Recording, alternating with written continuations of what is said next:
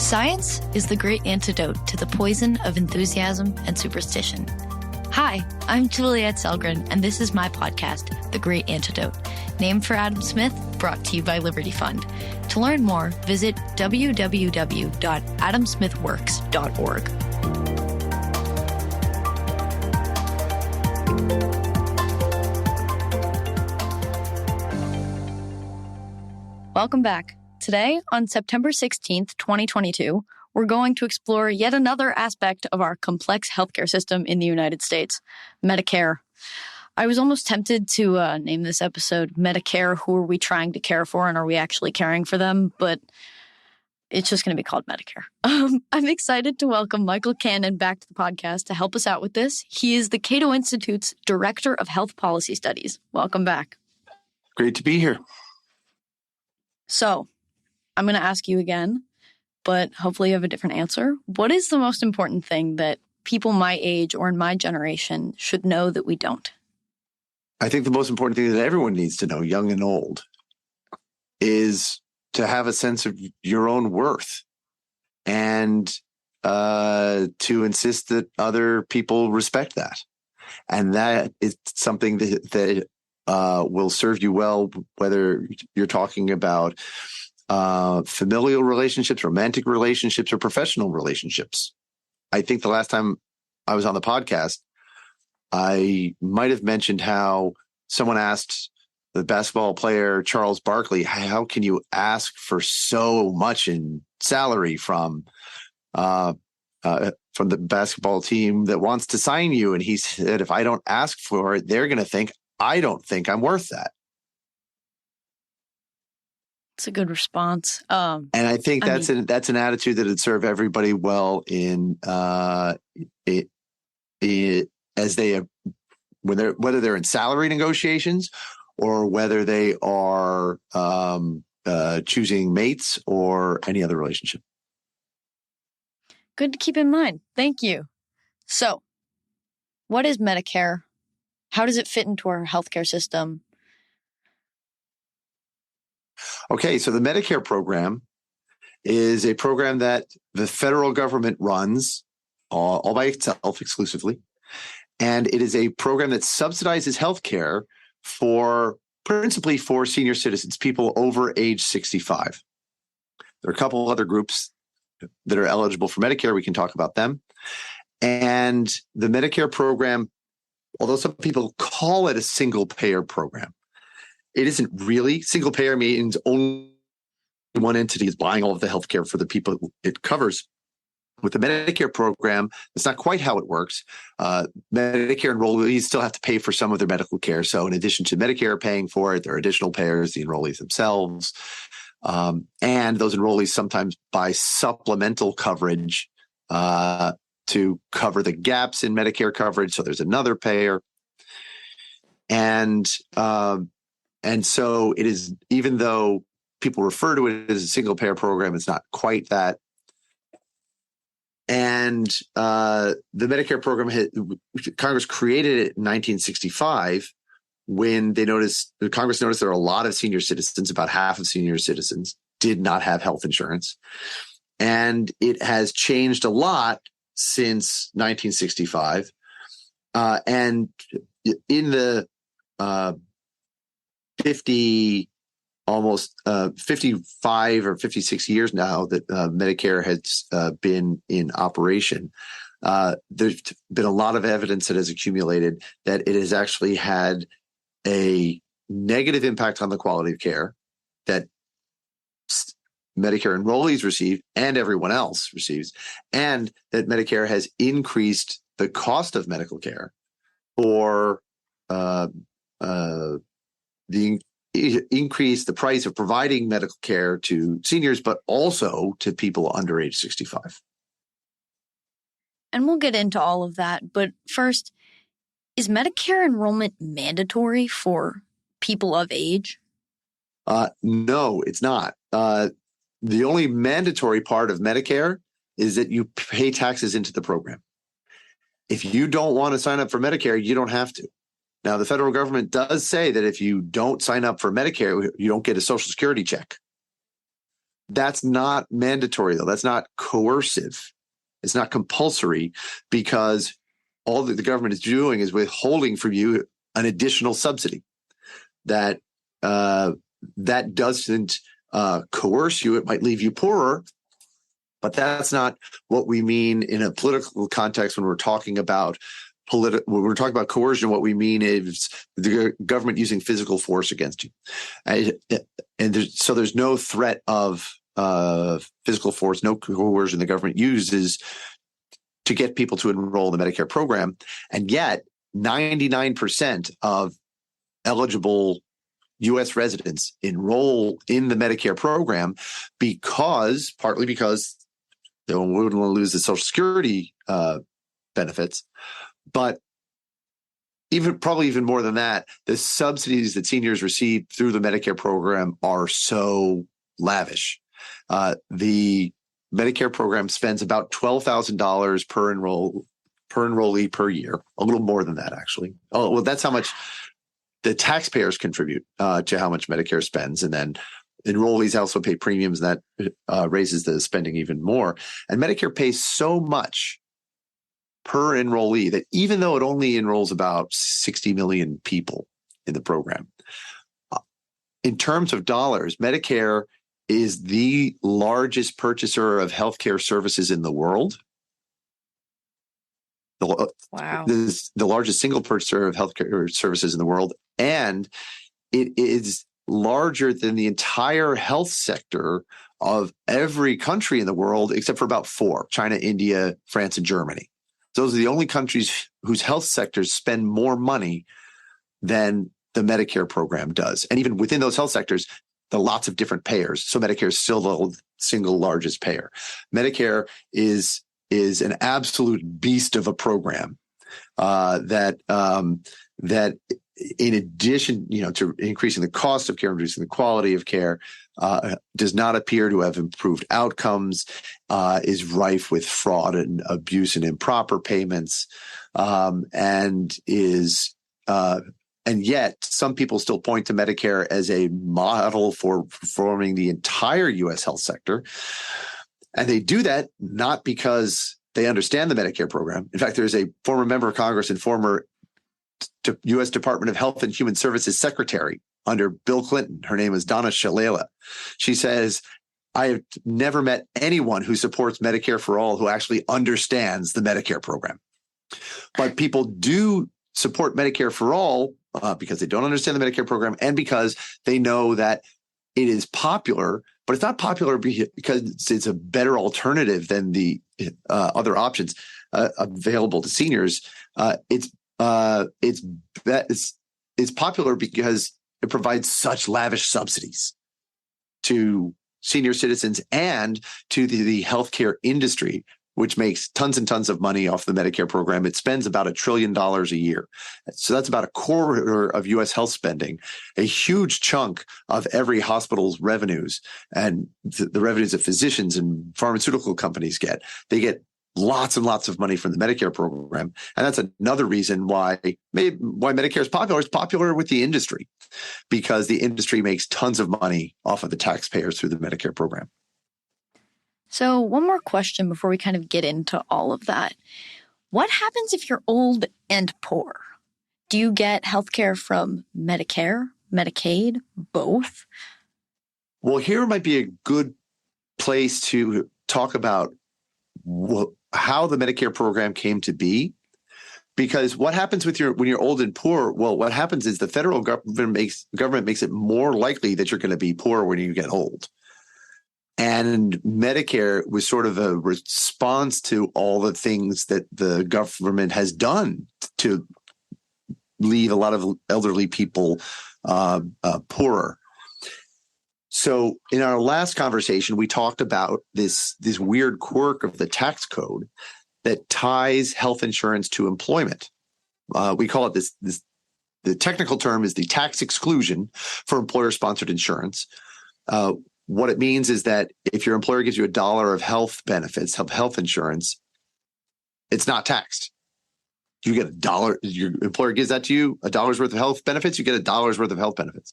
But if your employer took that same dollar and gave it to you as cash, which you would then control and you could use to buy health insurance that's not tied to your job, the government taxes that at an average marginal rate of 33%. So you lose 33 cents of that dollar.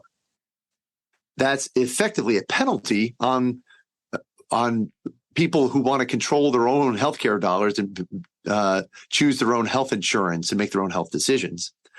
And it penalizes you unless you enroll in an employer-sponsored health insurance plan, let your employer control that dollar, or actually it's about $16,000 for workers with family coverage on average.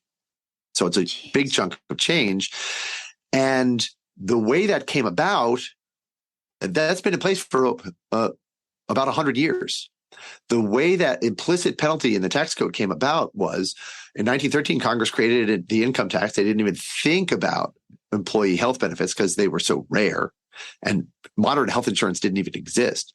So the Treasury, but there were some kind of health benefits employers were offering. The Treasury Department said, well, we got to figure out, are we going to subject this form of compensation to the new income tax or not? They decided it was too complicated and they didn't. And that is what created this exclusion for employee health benefits and created that implicit penalty that I mentioned on people who want to control their own healthcare. Now, what does this have to do with the Medicare program? Well, all that happened around in the 1920s. Okay. In the 1920s, Congress started penalizing people who wanted to control their own healthcare dollars, make their own healthcare decisions, and purchase their own health insurance. That was in the 1920s. 40 years later, and so remember, they're penalizing you unless you enroll in an employer-sponsored plan that disappears when you leave that job, such as when you retire. So for 40 years before 1965, Congress had been penalizing workers if they enrolled in coverage that covered them after they turn age 65 and would cover them until death. And the only way to avoid that penalty is if you enrolled in an employer-sponsored plan that disappeared when you turn age 65. So when Congress looked around in 1965 and noticed, hey, half of senior citizens don't have health insurance, a lot of them said, well, this is a market failure. Well, it wasn't a market failure at all. Government created this problem or made it far, far worse, left a lot of seniors poorer, because even though there were health insurance plans available that could have covered them through retirement and all the way until death, Congress penalized those plans, effectively rewarded a kind of health insurance that disappears when you retire. And they left that policy in place for 40 years. And so that's why so many seniors lacked health insurance. And rather than, and this is significant because this happens all the time when we look at government and government trying to solve problems. This is a problem that government itself created by accident, but government created this problem when it created that penalty on lifetime health insurance. And rather than go back and fix the thing that Congress did to create this problem, did they do that? No. That's not what we do. We don't admit and fix our mistakes. We create new government programs to try to solve the problems we created with the old government intervention in the economy. And that new government program was Medicare. And like I said, Medicare has not reduced healthcare prices. It has not improved the quality of healthcare. And it did the opposite of these things. And the best evidence we have suggests that Medicare didn't even save a single life in its first 10 years. For all the billions of dollars it was throwing at healthcare for seniors, it didn't save a single life, a single senior citizen's life in at least its first 10 years. And as I say, this is the pattern we see whenever government intervenes in the economy and creates problems. It never undoes the intervention that creates those problems. It just intervenes more and creates more problems. You remember the old nursery rhyme about the old woman who swallowed a fly? No. She was so distressed about swallowing this fly, she thought, what am I going to do? I know, I'll swallow a spider to catch the fly. Oof. And the spider wiggled and jiggled and tickled inside her. And so she thought, oh, well, now I have a spider inside of me. I got to do something to get the spider. She swallowed a bird to catch the spider. And then eventually she swallows a cat to catch the bird. She swallows a dog to catch the cat. She swallows a goat to catch the dog. And that's been happening in healthcare at the federal level for 100 years, ever since the government penalized lifetime health insurance. And right now, we're probably, in goat territory where we swallowed the goat. And a lot of people now want to swallow the horse to catch the goat. That's the Medicare for all crowd for you. And we'll get into that. But if we take it as the government is this old woman who is doing all these crazy things, it's not sustainable. It's just not sustainable. But that's funny. I'd never heard that before. Let's talk about these lavish subsidies. So they're lavish. Doesn't that mean that it's working? High quality? Don't we like that? Well, if the government required you to spend twice as much for pizza and beer on Friday nights than you're currently spending, would that be a success? No, because you'd have less money to spend on other things. If the government started providing you beer and pizza on Friday nights and was paying twice as much as you're paying for those items right now, same story. It would not be a success because the government would be taxing you double what it should cost for you to get those items, and that's kind of what's happening right now that's exactly what's happening right now with the Medicare program. When Congress created Medicare, healthcare prices shot up. Doctors began charging more. Hospitals began charging more because of the way Congress created the Medicare program. And those prices are still too high right now. And Medicare often pays, doctors never complain when Medicare pays too much. They only complain when when they think Medicare is paying them too little. And so there's this impression out there that Medicare shortchanges doctors, doesn't pay them enough, doesn't pay hospitals enough, doesn't pay drug companies enough. But when you look at price comparisons, the prices Medicare pays for drugs exceeds the prices that other countries pay by substantial amounts. And even when you look in the Medicare program, you find lots of areas, just comparisons within the United States, you find lots of areas where Medicare is paying too much, where they are paying hospitals twice as much to provide the same service that standalone the physicians' offices are paying. The Medicare is paying physicians' offices because Medicare is not a good price negotiator, despite its purchasing power and its vaunted negotiating prowess. And every time you hear someone saying that Medicare should be able to negotiate the prices of prescription drugs with pharmaceutical companies, that's because it's not because Medicare isn't negotiating those prices. It's because Congress was negotiating with the pharmaceutical companies and lost because Congress is no good at it. So they're paying inflated prices for drugs. And yes, Congress just passed a law, the Inflation Reduction Act, that included some Medicare provisions that would allow the Medicare bureaucracy to say no to certain drugs unless the drug manufacturers bring the prices down. It took 20 years for Congress to create that authority. And I favor that authority because that should reduce government spending on these items. But this isn't a victory yet because we haven't even seen whether Medicare is actually able to negotiate lower prices. So no, this is not a success that Medicare is throwing tons of money at the health sector.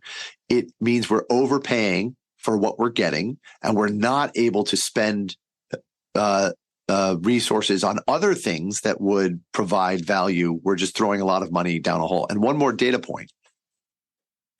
That's prices. We were just talking about prices. Medicare also pays for a lot of services that don't do anything to benefit the patient.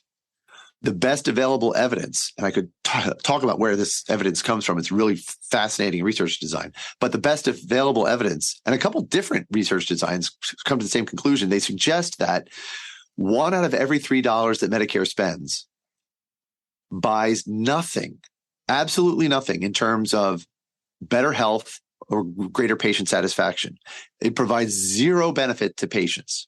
1 out of every $3 Medicare spends. That's about $333 billion per year, larger than the GDP of some states or the gross state product of some states. And that's money that we can't be spending on other things that would provide value, because Medicare throws that money at services that provide zero value. So this is not a success at all. And we haven't even gotten into the impact on healthcare quality or the research on whether Medicare has saved lives. I mean, so let's go there. What is the quality of Medicare? Or maybe let's take 2 people, like one person who's using Medicare and one person who isn't. What are the differences in quality, even if they're receiving the same services? So it's a tough question to answer, because these 2 people are really receiving medical care from the same providers. And the way those providers practice medicine, well, Medicare influences the way they practice medicine, even for their non-Medicare patients. So it's hard to do a clean experiment where you separate, Medicare versus non-Medicare patients and see who gets higher quality care. But there are 2 things that Medicare did that most scholars recognized had a negative impact on quality of care. One of them is that the Congress prohibited Medicare from trying to improve quality. In 1965, they said we're creating all these subsidies, but the federal government can't do anything to try to make sure that the quality of care is better. I mean, there's some limited programs, but there's also a general proscription on the Medicare bureaucracy trying to change the way doctors practice medicine. That's one of the things the doctors wanted in there, as the price of them dropping their opposition to the Medicare program. You got to give us all these subsidies with no strings attached, including no strings that might try to get us to be better doctors. If I went to buy pizza and he was like, "Oh, well, you can buy pizza, but you can't choose what I put on your pizza." What? Right. What? Right. And healthcare is sort of, healthcare is tougher than pizza. You can generally judge whether the pizza you're eating is good or not. Consumers are pretty good at that. We're less good at it when it comes to healthcare, because the human body is so complex, and the practice of medicine is so complex, and there's so much uncertainty involved that it's really hard to know whether a patient who suffered, whether what the doctor did is responsible for the good outcome that the patient experienced, or not responsible for the bad outcome that the patient experienced, because maybe your body healed itself on its own, or maybe you died for something that was beyond the doctor's control that the doctor shouldn't be blamed for. And sometimes it's hard to know. So it's much harder to judge quality. You need to look at large populations and randomize people into different intervention and control arms, and those sort of data are hard to come by. But there's a lot of data that show that that there's low quality care in Medicare, underuse of highly effective, low cost preventive services, and other quality problems like medication errors and other medical errors. And here's the really I mentioned there were 2 big factors that were contributing to Medicare's negative impact on quality. One was they said Congress said Medicare can't try to improve quality. Congress actually changed that years down the road and created some quality improvement programs, and they basically had no effect. So that one might not have had much of an impact, because even when Medicare tries to improve quality, it fails. And we can talk about why that is. But there's this other factor that I don't think even health policy scholars understand very well. And that is that healthcare is so complex that any single way of paying doctors and hospitals is going to promote some dimensions of quality and discourage other dimensions of quality. And there's no payments. So there's no single payment system that will promote all dimensions of quality. So by definition, any single payer system is going to promote some dimensions of quality, but discourage others. And the only way to get around that problem is to have open competition between different ways of financing medical care, paying doctors and hospitals, and organizing doctors and hospitals and how they practice, different organizational forms. But what Medicare did was Medicare tilted the playing field toward one way of paying for medical care, one way of delivering medical care. We call it fee-for-service or financing and fragmented delivery. All right, what does that mean? What it means is that Medicare would pay doctors and hospitals a fee for each additional service that they provided to patients. This promotes quality in some ways. It means that you get a broad choice of doctors because they all like getting paid that way, because the more they do, the more money they make, and they have a lot of discretion about how much they provide the patient. This gives them more autonomy, higher incomes. They like it. And so you have broad choice of doctors that way. It also encourages doctors to provide you all necessary medical care, which is also good. But this way of paying doctors has a negative impact on quality in a number of ways, actually. One is it also encourages them to provide services that are not going to help you, or that have very low value or negative value because they end up harming you. In fact, and that's probably where a lot of that 1/3 of waste in Medicare comes from. Medicare is just encouraging doctors to do more and more. And so amid all the uncertainty in medicine, they respond to that uncertainty by doing more because they figure that'll probably help the patient. But the research shows that 1/3 of it does not. And a lot of the stuff that the extra stuff that this payment system encourages is harmful care, where you get an unnecessary hospital admission, and while you're in there, you get a hospital-acquired infection that kills you, or a prescription that you didn't really need that you have an adverse reaction to that could even kill you.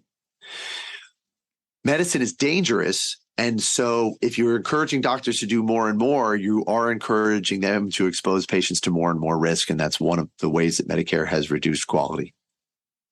It also, it reminds me, I talked to Lauren Hall about the medicalization of birth and death, and she was saying that because doctors get paid in this way, which, as you say, is influenced by Medicare, you go in more often for checkups when you're pregnant, and then you find more problems that aren't actually problems. They're just like little abnormalities that usually are self-correcting, and then you do more procedures. And so it kind of is like this feedback loop.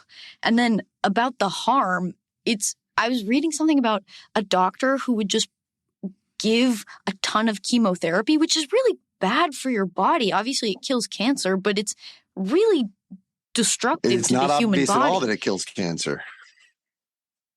Really? Oftentimes chemotherapy, I mean, that's the idea, and often it does kill cancer, but it's not obvious, and a lot of times chemotherapy does not work. But go on. But this doctor basically got in trouble because he was just giving chemotherapy because it was something to do, as opposed to nothing, which maybe was the only way to go. So I believe the doctor you're talking about, his name is Fatah, and he's practiced in Michigan, and I think he's still in prison right now. He was put in prison because he falsely diagnosed people with cancer so that he could bill Medicare for giving them chemotherapy. Medicare pays very handsomely for chemotherapy. And just to make and so that is absolutely horrifying. The emotional toll that his actions took on these people who thought they had when he told them they had a deadly illness when they did not, the physical and emotional toll that the treatment took on their bodies, the time it took out of their lives to do all this, it's absolutely horrifying. And to make the situation even more horrifying, have you ever seen those magazines, sometimes in doctors' offices, sometimes elsewhere, that say, Washington, D.C.'s top doctors or Detroit's top doctors? Well, Dr. Fatah made Detroit's top doctors for almost a decade in a row while he was... It's easy to cure cancer that doesn't ever exist. While he was poisoning people. And I have two colleagues at the Cato Institute, David Hyman and Charles Silver, who wrote a book for us. The title of the book is Overcharged. They talk about not only Dr. Fatah, but all sorts of similar examples of horribly wasteful spending, excessive prices, and dangerously low quality care that result from the fact that the Medicare program and other things the government is doing encourage so much wasteful care and do not apply the sort of scrutiny to medical decisions that patients themselves would be applying if they were spending their own money. And I'm happy to send you a copy of the book. I would love that. That's so awful. Is that the only type of lying that happens in this system? What other things does it incentivize that are not good? So one part of that book that I was just looking at right now is earlier today was a section of the book where physicians would pay low-income patients to undergo unnecessary procedures with the money that they would get from Medicare for performing those procedures. In addition to, and then there are the questionable cases about should hospitals be admitting patients under certain conditions? Their answer is almost always yes, because if they have beds to fill, that's a revenue source and they want to be bringing in revenue. And they're not collecting the sort of data that would tell them, actually, wait, this rule you are using, this heuristic or this rule of thumb you're using about admitting these patients under these circumstances, that's not improving outcomes, and you should stop doing that because it's a waste of resources and potentially exposing them to hospital-acquired infections and other mishaps that happen in hospitals. But the Medicare program discourages hospitals from collecting those sorts of data. I mentioned fee-for-service payment and how and what we call fragmented healthcare delivery. This is where the doctors practice independently of the hospitals and independently of each other. Maybe they have small groups or maybe even large groups, but they're not all practicing, but they're different specialties and have their own groups, and they're not practicing as one cohesive whole where all the physician specialties and all hospitals and other facilities are part of the same entity. When they're not, you can lose a lot of care coordination. And if you put the patient in the position of trying to remember all the things that all of their specialists said and when to take all of the drugs and figure out whether there are interactions between all of these drugs. There are other ways, though, of paying for healthcare and organizing its delivery where all of the doctors and all nurses and hospitals and other facilities are part of the same entity and they work together, and where the way you pay them does not create incentives for them to provide unnecessary services, and does not reward medical errors like fee-for-service does. Under fee-for-service, if a patient obtains an infection in the hospital or the physician might get paid for the initial care that the physician provided and then get paid more. Medicare will pay them more for providing the remedial care to help get them over the infection that they got when they were in the hospital. So there's this perverse incentive in place that pays where Medicare pays doctors and hospitals more when they provide dangerously low quality care than when they provide high quality care. And there are lots of examples of this sort of thing happening. And it happens because fee-for-service externalizes the costs of those errors and forces them on the taxpayer. But there's another way of paying for healthcare where if you give the health system a fixed amount of money per enrollee, and then that money is all the money they have to provide healthcare for all of their enrollees, then that reverses the situation. It places the cost of that additional care after a medical error or a hospital-acquired infection on the providers themselves, so they have an incentive to invest in the systems that avoid those errors. And Medicare, just like the exclusion for 40 years or now for 100 years, has been discouraging health insurance lifetime health insurance that covers you between jobs and into retirement, and thereby contributing, creating or exacerbating the problem of people with uninsurable pre-existing conditions. The Medicare program has been discouraging this way of organizing and delivering healthcare that reduces medical errors, that encourages investments in research and processes that improve the quality of care, and instead encouraging this way of paying for healthcare that doctors love, but really harms patients because it promotes all these dangerous ways of providing care and rewards lower quality care. And by tilting the playing field toward fee-for-service, Medicare has prevented the sort of competition between these two types of these two ways of paying for and delivering medicine and all sorts of hybrids in between, the sort of competition that would force each of them to improve on all dimensions of quality. And so that's really the biggest way that Medicare has had a negative impact on the quality of care, is by eliminating innovation and competition in healthcare that would otherwise be enhancing quality. You say doctors love it, but you know who else loves it? Bernie. So he famously introduced a bill called Medicare for All.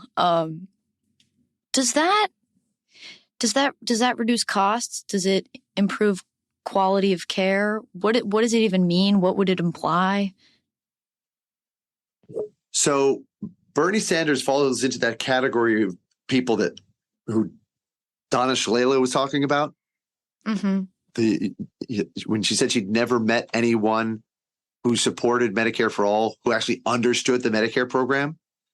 Bernie Sanders, for all he talks about the Medicare program, it's like he doesn't have a clue of what Medicare actually does. In fact, I had a phone conversation once with a left of center health policy professor at a very prestigious university in the United States, who studies international health systems. And even though you would think this guy is a perfect candidate to support Medicare for All, he has studied how health systems operate around the world, including the Medicare program. I was having a conversation with him over the phone once about Bernie Sanders and Medicare for All, and I had to pull the phone away from my ear because he shouted so loudly, Bernie knows absolutely nothing about healthcare. And this was not a libertarian. This was a left of center subject matter expert. So you really have to understand, that's the first thing you have to understand about Medicare for All, is that the people who support it really don't understand the Medicare program. And again, it's not just the libertarians who are saying this. It's other people on the left who do understand the Medicare program. That's the first thing you have to understand. The second thing you have to understand about Medicare for All is how wildly politically implausible it is. So Medicare for All would be taking everyone out of their current health insurance arrangements and putting them into not really the Medicare program, but they would have to expand the Medicare program to cover more things and to eliminate the cost sharing that exists in the current Medicare program. So even calling it Medicare for All is a misnomer, but let's just go with it. Okay. Mm-hmm. There's absolutely no way that you are going to kick 180 million Americans. No, it would be more than 200 million Americans out of their current health insurance and put them in the Medicare program. You're talking about taking private health insurance away from employer-sponsored insurance away from 56% of the U.S. population. Remember Barack Obama's pledge, if you like your health plan, you can keep it? He didn't actually mean it, but the reason he said it was because he knew that if people thought that he was going to be taking their current health insurance away from him, Obamacare never would have passed. The opposition would have been overwhelming. The opposition to Medicare for all would be even more overwhelming than that, because Bernie Sanders is explicitly saying, I want to kick 3/4 of the U.S. population or 4/5 of the population out of their current health insurance. Now, he says he's going to give them something better. It wouldn't be better for reasons we've already discussed. It would make the quality of healthcare worse. But that's what he wants to do. And that by itself tells you how wildly politically implausible it is. Another reason it would be politically implausible, wildly so, is that conservative estimates, and I don't mean politically conservative, I mean modest, careful, not going crazy estimates, find that in order to finance Medicare for all, everybody's federal taxes would have to double. It's really hard for Congress to pass even small tax increases, let alone doubling of federal taxes. And one thing that makes those estimates conservative is they assume that Bernie Sanders is right about where Medicare would set the prices, that Medicare would set prices for healthcare services low. That's actually, for many reasons, a wildly implausible assumption. Medicare would have to set the prices much higher than where Bernie estimates. And then in that case, federal taxes would have to more than double. Yeah, good luck getting Americans to agree to that one. Jeez, that's such a crazy number. Oh my. So, okay. And Bernie will say, but we'll just do what every other country in the world does. There is no other country in the world that does what Bernie Sanders wants to do. In part because Bernie Sanders would also prohibit private health insurance. There's a provision in his bill that says private health insurance would be illegal, can't sell it, can't buy it. If a right to healthcare means anything, it means you have a right to pool your resources with whomever you choose in order to pool whatever medical expenses you choose. Bernie Sanders would totally take away that right. Not even the British National Health Service, which really is a single payer system for the people who enroll. It doesn't take away that right. You can still buy private insurance in Britain or in Scandinavian countries where they have universal health insurance, or in any other country except for Canada, Cuba, and North Korea. And even in parts of Canada, you can buy supplemental, or you can buy substitute coverage or coverage for things that the Canadian system doesn't cover. So that's another way that no other country does Medicare for all, but no other country centralizes decision making over healthcare the way Medicare for all would. For a population of 330 million people, all the decisions are going to be made in Washington, D.C. The British National Health Service, Britain has 60 million people or so. They push a lot of that decision making out to the local level. So does Canada's Medicare system. No nation centralizes decision making over healthcare the way Medicare for all would. People look at single payer systems like they have in Iceland and say, well, that's very successful. Well, you know what? Iceland is approximately the size of Honolulu. If Iceland were a city in the United States, it wouldn't even be in the top 50. And when you have a small city like Honolulu, maybe you can create a single payer program that won't be too dysfunctional. But when you scale that up to 330 million people, you're going to get a lot of dysfunction. So that's what Bernie Sanders has in mind with Medicare for all. a wildly implausible, incredibly costly expansion of government's role in healthcare that no other country has ever attempted before. And for some reasons I mentioned and others we could still discuss, would make the quality of healthcare in this country even worse. So I'm trying to figure out how to phrase this. Can you give us, I know there are like a lot of things that can be done, need to be done, should be done to reform healthcare or Medicare or all of it. Can you give us like one or two? The two most important things that government needs to do in order to improve healthcare, make healthcare of ever increasing quality available to an ever increasing number of people, is number one, it needs to change who controls the money. Right now in the U.S. health sector, government controls about 83% of the spending. 83% of U.S. health spending is compulsory, government compulsory spending. Some of it is through the private sector, but as we mentioned, the government is penalizing you unless you spend your money the way the government wants. That's a larger share than in Canada or Britain, where it's like, I think 74 and 79%. Is the ninth highest share among OECD nations, and it's within 3 percentage points of number one. Number one is Norway at 86%, and the United States only 3 percentage points behind.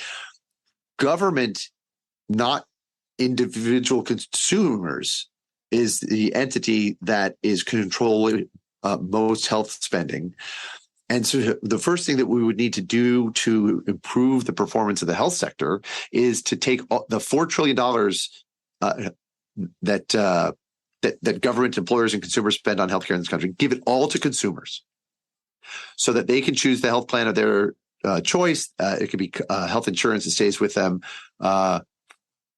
through jobs, through retirement for the rest of their lives.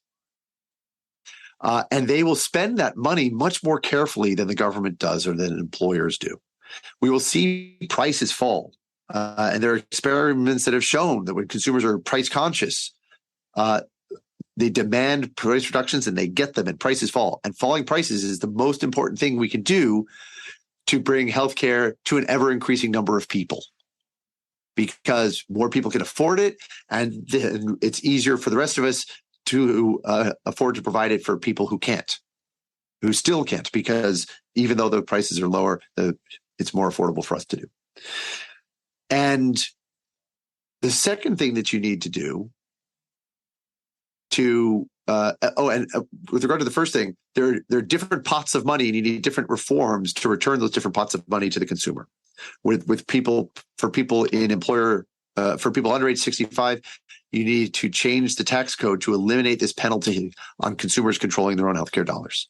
That would return $1 trillion. If you do it the right way, that would return $1 trillion every year to the workers who earned it, $1 trillion of their health insurance spending to the workers who earned it, and they would make much better, more careful decisions than employers make spending that money. With regard to Medicare, what you would want to do is basically just turn it into a Social Security-like program, where the government gives enrollees cash and trusts them to spend it. You'd want to give sicker enrollees a bigger Medicare check. You'd want to give poor enrollees a bigger Medicare check so they can afford a basic standard package of health insurance coverage. But then leave them alone to make those decisions themselves. And again, they'll make much smarter decisions than the government makes with that money. That's another $1 trillion a year, just about. And they will also help bring down prices. The second thing you want to do is eliminate barriers to cost reducing and quality improving innovations. Just by giving all that $1 trillion of Medicare spending to enrollees as cash, you'll get rid of a lot of the rules that Medicare puts in place about fee-for-service and other things that tilt the playing field away from cost-saving innovations, like the sort of integrated health plans that I talked about that use different financial incentives to encourage different dimensions of quality. And you'll get then open competition between all these ways of paying for healthcare and all these ways of delivering healthcare. And that competition will force them to improve on all dimensions of quality. So you'll get a lot more quality innovation there, and quality will improve just by changing who controls the money. But you also have to get rid of regulations that physicians put in place to block some of those innovations, that hospitals put in place to block those innovations, that even drug companies put in place to block innovative, lower cost, higher quality and lower cost pharmaceuticals. And implementing this second prong of the strategy, getting rid of these barriers to innovation. That also requires a lot of different actions at the federal level and at the state level. I recommend getting rid of licensing of clinicians, because everyone acknowledges that licensing of clinicians, though it's supposed to improve the quality of care, that's the stated purpose. Everyone acknowledges that it increases prices and makes it harder for poor people to afford care, but it also reduces the quality of care by blocking some of these quality improving innovations that I've been talking about. You'll also want to get rid of the laws that require new entrants into a market to get permission from the government, like to open new hospitals or ambulatory surgical centers, or even just to invest in new equipment like magnetic resonance imagers, MRIs. In many states, about 36 states, you have laws where they have to go get permission from the government to enter a market, and they have to prove to the government that the market needs their services, which is a requirement that gives their competitors an opportunity to go to the government and say, no, the community does not need their services. Please deny this request. And that's usually what happens. And so we got to get rid of those regulations. We need to get rid of health insurance regulations at both the state and federal level that block innovative health insurance products that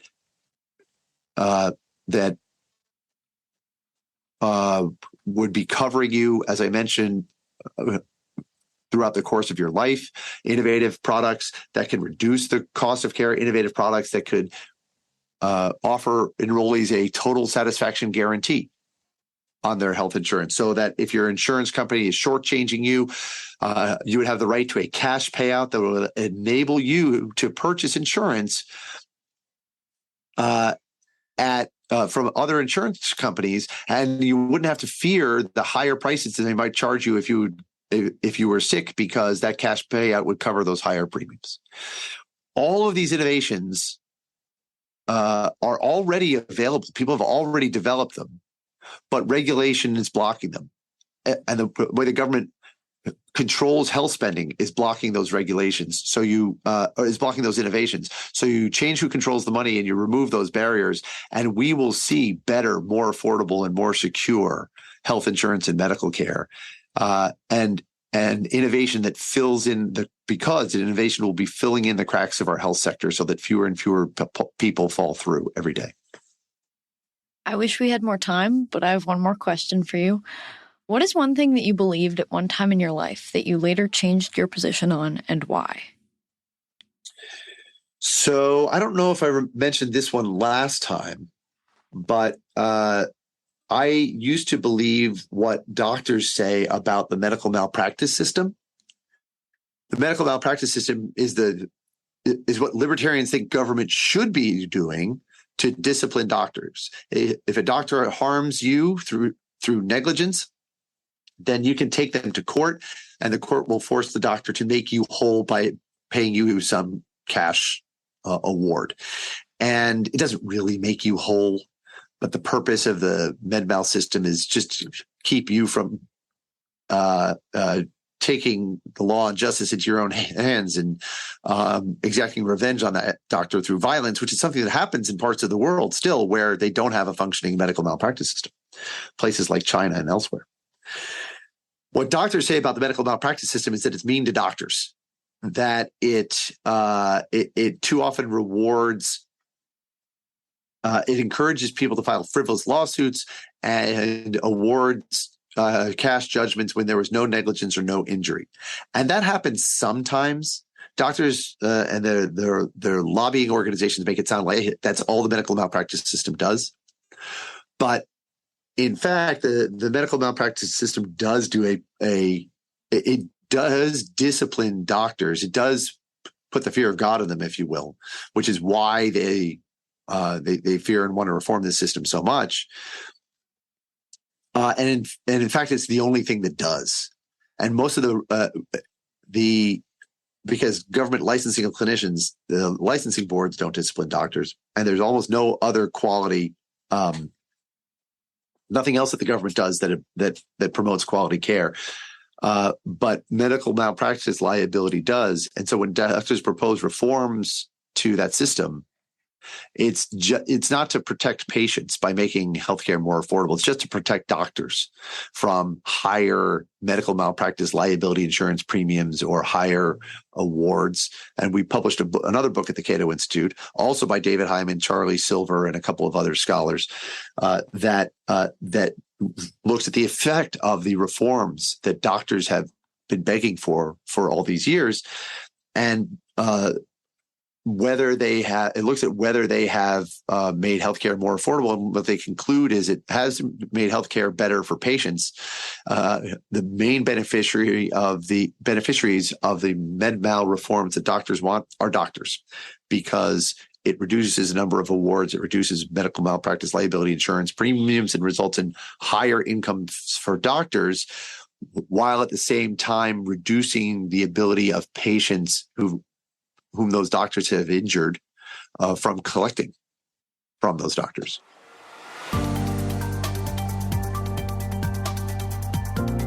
Once again, I'd like to thank my guest for their time and insight, and I'd like to thank you for listening to the Great Antidote podcast. The Great Antidote is sound engineered by Rich Goyette. If you have any questions, any guests or topic recommendations, please feel free to reach out to me at thegreatantidote@gmail.com. Thank you.